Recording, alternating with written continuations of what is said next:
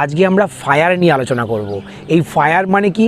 Financial independence and retire early. তোরা অনেকেই ভাবে যে এই 60 বছর অবধি চাকরি আমি কি করে করব। তাদের চাকরি পছন্দ করে না, তারা জোর করেই চাকরিটা তারা করে, কারণ তাদের ফ্যামিলির অনেক এক্সপেন্ডিচার থাকে, তাদের অনেক বিল পেমেন্ট করতে হয়, তাদের ইএমআই আছে। তাহলে তাদের এই লাইফস্টাইল এক্সপেন্সেস বা মিনিমাম যে এক্সপেন্সেসটা প্রত্যেকেরই লাগে, সেই এক্সপেন্স মিট আপ করার জন্য আমাদের চাকরি করতে হয় বা কোনো জব করতে হয় বা কোনো বিজনেস করতে হয়। এমন কোনো উপায় আছে কি যে আমরা 60-এর আগেই এমন কিছু করতে পারি বা এমন কোনো ইনভেস্টমেন্ট করতে পারি বা এমন আমরা সেভিংস করতে পারি যে খুব সহজে আমরা ক্যালকুলেশন করে 60-এর আগেই কিন্তু রিটায়ারমেন্ট নিয়ে নিতে পারি? তাহলে বন্ধুরা, আজকে এই ফায়ারের স্ট্র্যাটেজি কী করে আপনারা ফাইন্যান্সিয়ালি ইন্ডিপেন্ডেন্ট হতে পারবেন আপনাদের রিটায়ারমেন্টের আগেই। আপনার চাকরি শুরুতেই আক্রমণাত্মক ওয়েতে অনেক সেভিংস করতে হবে, আর শুধু সেভিংস করলেই হবে না, সেটিকে আপনাকে বিভিন্ন অ্যাসেট ক্লাসে ইনভেস্টও করতে হবে। প্রথম স্টেপই হচ্ছে আপনাকে যে ফায়ারের যে নাম্বার সেটিকে প্রথমে নির্ধারণ করতে হবে। আপনার যে মাসের যা খরচ সেটাকে আপনি 12 দিয়ে গুণ করলে আপনি বার্ষিক যা খরচ আপনার সেটা পেয়ে যাবেন। সেটিকে যদি আপনি 25 দিয়ে গুণ করেন তাহলেই আপনি ফায়ার নাম্বার পেয়ে যাবেন। ধরুন আপনার মাসের খরচ 50,000 টাকা, তাহলে আপনার বার্ষিক খরচ হচ্ছে 6 লাখ টাকা।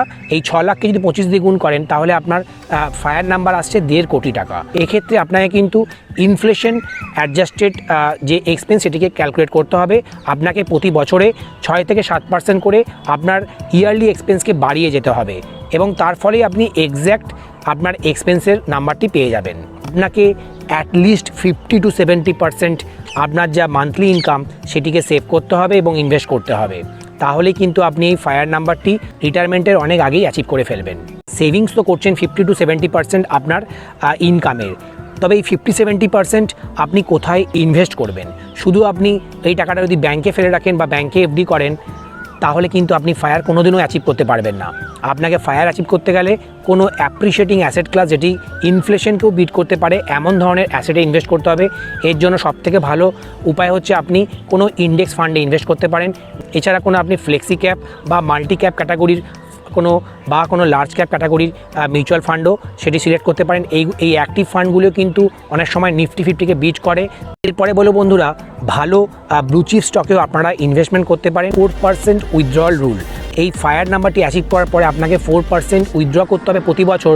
এই 1.5 কোটি টাকাকে যদি আমি 4% করে উইথড্র করি প্রতি বছর, তাহলে কিন্তু আমরা দেখব যে 50,000 টাকা করে আমরা প্রতি মাসে উইথড্র করতে পারছি, 6 লাখ টাকা বছরে উইথড্র করতে পারছি। বন্ধুরা, ভিডিওটি ভালো লাগলে চ্যানেলটিকে সাবস্ক্রাইব করুন, ভিডিওটিকে লাইক করতে এবং শেয়ার করতে ভুলবেন না। নমস্কার, জয় হিন্দ।